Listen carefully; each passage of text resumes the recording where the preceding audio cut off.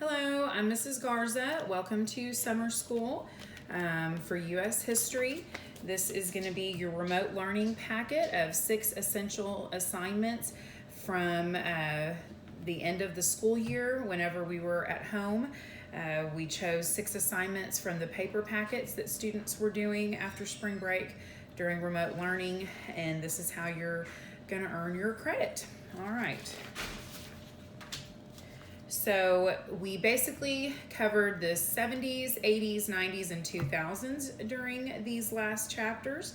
And so your first assignment, I've put on all of them a number. This one is going to be about the 1970s. So you have a chapter summary, it's 2 pages, and you're going to use that chapter summary to do this vocabulary activity. So it says politics and economics from 1968 to 1980.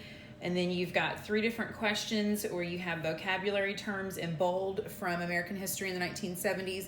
You're going to do those 3 questions, and then at the bottom you have a graphic organizer, again talking about 2 major issues from the United States in the 1970s, and you're going to fill in those boxes. And again, you're going to do all of this using this chapter summary. So that is assignment number 1, okay?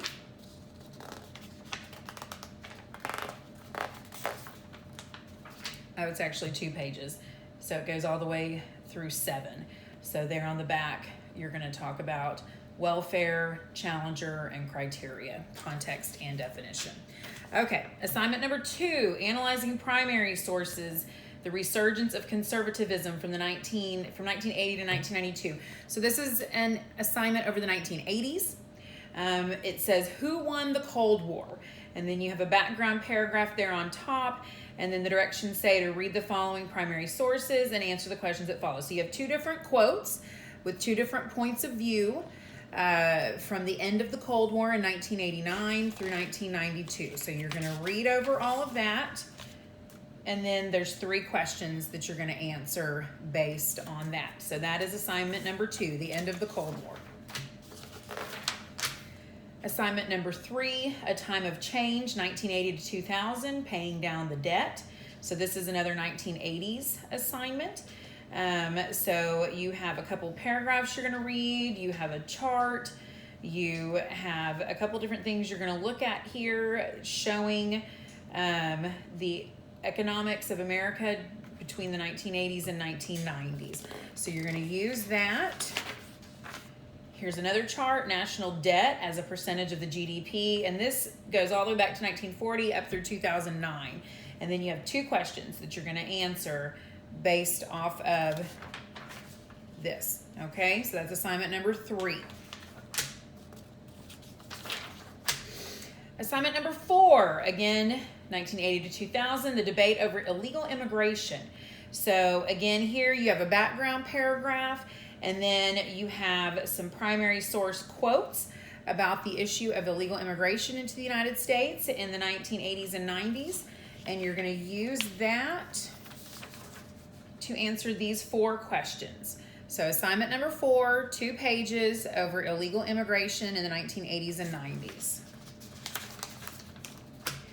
Assignment number 5 is about the USA Patriot Act, and that came after September 11th. So this is America's Challenges for a New Century, 2001 to present.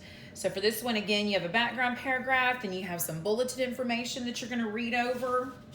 And again, you're analyzing a primary source here. Then you have, again, quotes dealing with the Patriot Act and 3 questions, and that is assignment number 5. So assignment number 5 is the early 2000s dealing with the Patriot Act, which was in response to the September 11th attacks. And then your final assignment, assignment number 6, deals with Hurricane Katrina.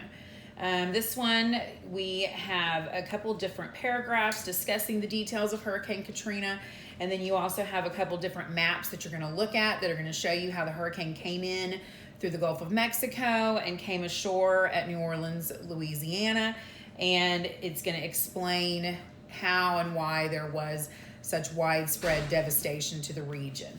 And then on the back, you have 5 questions about Hurricane Katrina that you will use this for. So that is your last assignment. And when you have completed all of this, you will turn it in to the high school and receive your credit and not have to take the EOC next year, and everything will be great. So y'all have a good summer, and we'll see you next year. Thank you.